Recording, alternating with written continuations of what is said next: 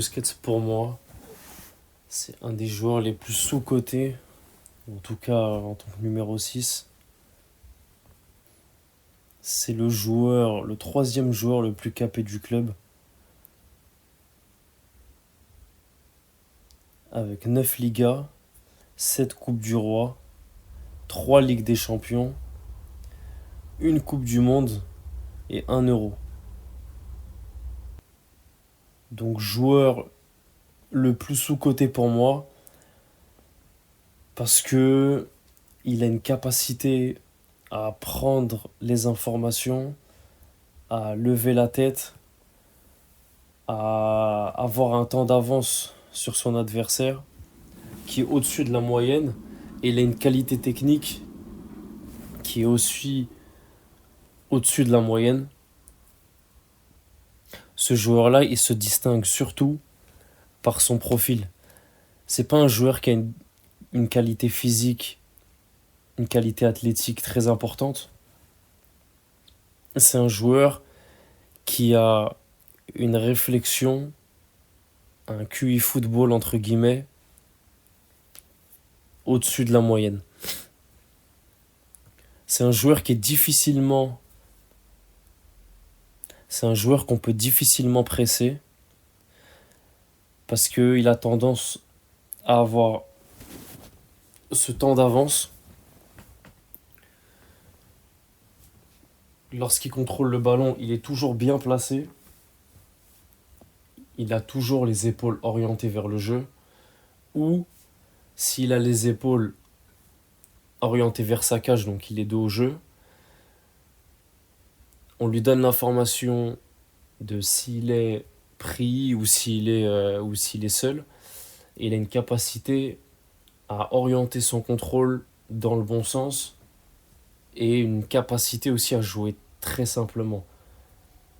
Il est capable de faire des choses simples, mais à un niveau et avec une pression assez importante. C'est un style de joueur qui, je trouve, avec le développement du football de transition, est en train de disparaître. Parce qu'on a un football qui va de plus en plus vite. Et on a vu qu'à la fin de sa carrière, c'était un petit peu plus compliqué quand même. Parce que voilà, le football de transition a pris le dessus sur le football de position. Et c'était compliqué pour lui de couvrir autant d'espace, de défendre des espaces aussi importants. Ce qui fait qu'on l'a moins vu sous un bon jour à la fin de sa carrière. Mais Busquets, c'est le numéro 6 du Grand Barça. Et Busquets, c'est, quand on parle de 4-3-3, c'est le numéro 6 d'un 4-3-3 qui était aligné avec Iniesta et Xavi. Mais tactiquement, c'est hyper intéressant à analyser parce que c'est un joueur qui utilise son cerveau avant tout et c'est un exemple parfait pour illustrer ce qu'on avait commencé à dire dans les anciennes vidéos. C'est que un joueur comme Sergio Busquets en Île-de-France, il va pas taper dans l'œil du recruteur. Ce qui va taper dans l'œil du recruteur, c'est le mec athlétique, qui va vite, qui est en avance morpho, mais c'est pas le Sergio Busquets. Alors que le Sergio Busquets, un profil Sergio Busquets en U14, on continue à développer son intelligence de jeu, on continue à stimuler le joueur, on continue à lui donner de l'espace, de la liberté, on continue à développer ces compétences-là, ces compétences tactiques, ces compétences psychologiques.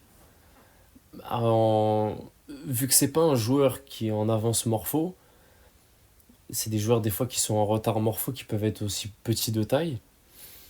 C'est des joueurs qui font la différence par leur réflexion. Et donc forcément, sur le long terme, ça va tenir. Sur le long terme, c'est des choses qu'on va retrouver. Alors qu'un joueur qui est en avance morpho et qui va être pris uniquement pour ses qualités athlétiques, on va le retrouver en U18. Et bah, son avance morpho, elle sera plus là, puisqu'à un certain moment, le physique des autres joueurs aussi va se développer. Et on va se retrouver avec un joueur qui va se fondre dans la masse. Ses qualités physiques, on va plus les trouver. Alors que ses qualités de réflexion, d'intelligence de jeu, de prise d'information, ça reste même sur le long terme. Et c'est pour ça qu'il y a certains joueurs qui, avec le temps, arrivent quand même à garder de bonnes performances. Et Busquets, il était capable aussi d'être seul comme pivot, d'être le seul numéro 6 à la relance, ce qui permettait entre autres à Iniesta et Xavi d'occuper les demi-espaces ou d'être beaucoup plus haut, ce qui fait que il permettait de libérer des espaces pour les autres et il avait une connexion très très forte avec le trio Messi, Xavi, Iniesta, et le fait qu'ils prennent l'information aussi vite et qu'il ait une capacité d'anticipation, ça fait qu'avec le ballon, on avait l'impression qu'il allait très doucement, qu'il était lent, mais dès qu'il faisait cette passe, qu'il cassait les lignes, dès qu'il arrivait à trouver Messi entre les lignes ou dans un intervalle, tout de suite ça accélérait le jeu. Et sans ballon, c'est pareil, parce que défensivement, un joueur qui remportait beaucoup de duels et qui récupérait énormément de ballons, mais par l'anticipation, il était capable d'analyser en fonction de l'orientation des épaules du joueur, en fonction du regard du joueur, où est-ce que l'adversaire regarde, en fonction de plusieurs paramètres, il était capable de savoir approximativement à quel joueur était destinée la future passe. Et ça vaut beaucoup plus, c'est beaucoup plus intéressant qu'un joueur qui a des qualités athlétiques très élevées. Parce que cette capacité-là, elle dure dans le temps. Donc voilà, pour moi, c'est un joueur très très très sous-coté, on n'en parle pas assez. C'est un joueur, c'est intéressant parce que quand on regarde un match du Barça et qu'on le regarde, comme Del Bosque il disait, quand je regarde le... Il disait que quand il regardait Busquets jouer, il voyait le match entier en fait. Et c'est vrai, on se rend pas compte, mais juste le jeu sans ballon de ce joueur libère tellement de choses pour, euh, pour les joueurs offensifs. Et il avait une capacité à jouer sous pression. Déjà, il générait beaucoup de supériorité numérique parce que les coachs voulaient faire des prises à deux sur lui. Donc si l'équipe adverse engage deux joueurs pour intercepter le ballon sur un joueur, bah déjà le Barça était en supériorité numérique autre part. Et lui, il était capable de d'être suffisamment à l'aise face à deux joueurs qui le pressaient. Parce que ce qu'un joueur normal, un joueur lambda fait en 4 touches de balle, lui il le fait en 2, il le fait en une passe. Donc voilà, sur Sergio Busquets, parce que c'est un joueur,